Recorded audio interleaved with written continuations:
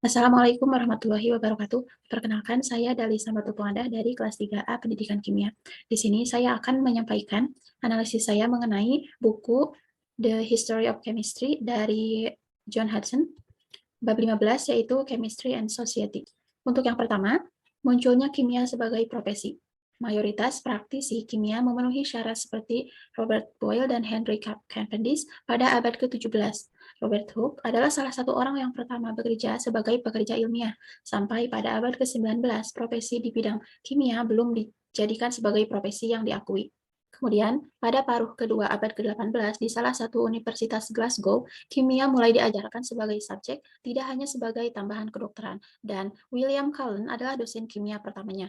Kemudian, peningkatan peluang pembelajaran kimia muncul setelah orang-orang pada sekte Kristen nonkonformis menjadikan lembaga pendidikan sendiri atau akademi dissenting.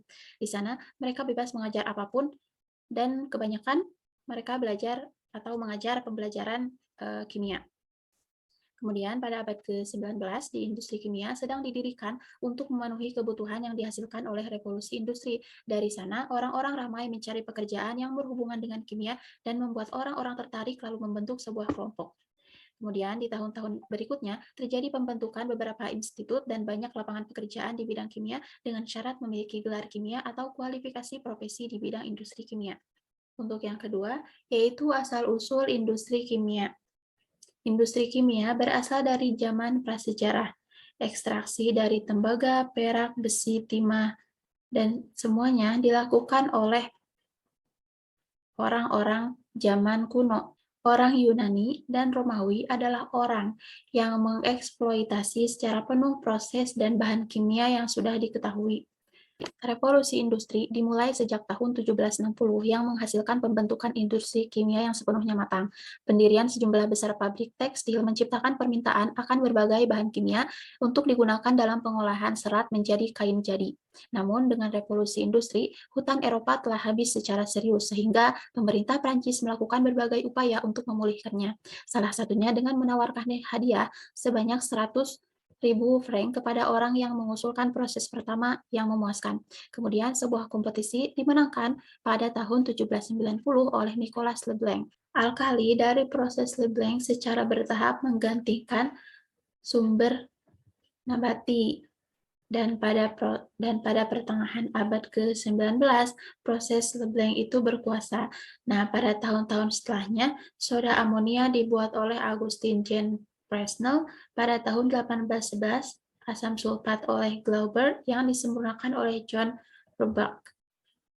Tidak hanya industri kimia, perusahaan industri tekstil juga diperlukan untuk pemutihan kain yang dulu masih memanfaatkan sinar matahari dan ini sangat memakan waktu. Pada tahun 1785, Berthollet merekomendasikan penggunaan klorin dalam pemutihan tekstil dan pemutihan kimia segera menggantikan tradisional teknik. Pertumbuhan industri tekstil menciptakan permintaan zat warna semakin meningkat meskipun pewarna yang digunakan masih alami. Tidak hanya itu, disediakan juga berbagai bahan kimia organik, anorganik yang digunakan sebagai pigmen terutama dalam cat dan pewarna makanan. Warna-warna cerah yang baru untuk mewarnai kain telah tersedia juga dari pertengahan abad ke-19 ketika pewarna organik sintetis pertama muncul diperkenalkan. Yang ketiga adalah pewarna sintetik pertama. Tidak mengherankan bahwa kemajuan besar sintetis organik sampai tahun 1860 yang menghasilkan penemuan senyawa-senyawa baru, seperti pewarna dan obat-obatan. Senyawa pertama tidak sengaja ditemukan oleh William Henry Perkin tahun 1856 ketika ia bekerja di bawah pengawasan Hopman di Royal College of Chemistry di London. Saat itu, Hopman sedang menyelidiki senyawa yang ada di dalam tar batubara. Saat bekerja, ia mengisolasi anilin dari tar dan berhasil memperoleh benzina. Salah satu murid Hopman, yaitu Carles, menunjukkan bahwa sejumlah besar benzina dapat diperoleh dengan distilasi fraksional dari minyak ringan yang diperoleh dari tar batubara. Dalam percobaannya, Perkin menyiapkan senyawa C10H13N dan berharap bisa menghasilkan kina. Dari hasil percobaan, Perkin sempat gagal, dan ia pun mengingat-ingat apa yang salah dari persamaan tersebut, dari percobaan tersebut. Kemudian anilin dipilih dan sulfatnya direaksikan dengan kalium dikromat. Setelah itu diperoleh endapan hitam yang ditemukan sebagai bahan pewarna dan dikenal sebagai anilin ungu. Setelah itu ia menunjukkan ke perusahaannya dan mendapat penilaian yang bagus. Hingga akhirnya Perkin meninggalkan perusahaan dan membuat pabrik pewarna ungu muda sendiri. Kemudian yang keempat ada pertumbuhan industri pewarna sintetik. Nah, pada tahun 1869 di Perkin, Inggris, Heinrich Karl di Jerman secara mandiri menemukan metode sintetis alizarin, pewarna alami tanaman, yang telah digunakan sejak zaman dahulu. Bahan awal untuk sintetis adalah hidrokarbon antrasena. Ini hadir dalam peroksida batubara yang paling tidak mudah menguap, yang sampai sekarang hanya sedikit digunakan. Nah, produksi komersial pewarnaan menciptakan permintaan tidak hanya untuk permulaan bahan dari tar batubara saja, tetapi juga banyak digunakan reagen organik yang dibuat dari sumber yang sama. Ada juga permintaan untuk anorganik tertentu, bahan kimia misalnya asam sulfat, natrium hidroksida, dan klorin. Yang kelima, obat sintetik. Sementara itu, pewarnaan sintetis adalah bahan kimia organik pertama yang diproduksi. Obat sintetis mulai muncul pada akhir abad 19, dan yang paling terkenal adalah aspirin yang diperkenalkan oleh perusahaan Bayer pada tahun 1899. Aspirin berguna untuk mengurangi gejala penyakit tetapi tidak bersifat menyembuhkan. Kemudian pada tahun 1990, Paul Ehrlich menemukan arsenik yang efektif untuk penyakit sifilis. Dan dengan ini, harapan untuk menemukan obat penyakit lain semakin besar, sampai pada tahun 1935 ketika pasukan Jerman I.G. Farben mematenkan pewarna merah dengan nama Prontosil yang efektif melawan infeksi Streptococcus dan Staphylococcus. Kemudian dari sana, banyak sekali obat-obatan sintetik yang ditemukan oleh berbagai ilmuwan. Kemudian yang keenam ada polimer. Nah, bahan plastik pertama yang dibuat dari prekursor non-plastik adalah selulosa nitrat yang dikelola oleh Alexander Parkes. Ia mengelola selulosa dengan asam nitrat yang dinamai parkesin. Parkesin adalah plastik semi-sintetik pertama yang disebut karena salah satu bahannya adalah polimer. Kemudian pada akhir abad ke-19 diperkenalkan plastik semi-sintetik selulosa asetat yang lebih unggul dari selulosa nitrat karena lebih sedikit mudah terbakar.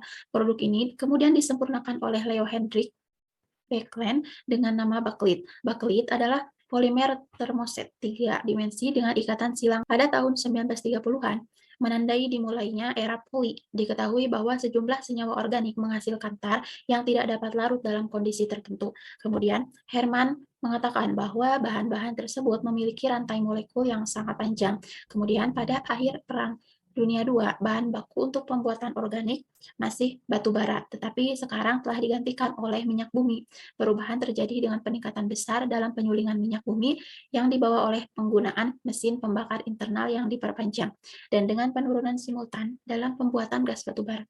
Industri kimia organik modern sering disebut industri petrokimia. Dan yang terakhir ada manfaat dan bahan usia kimia.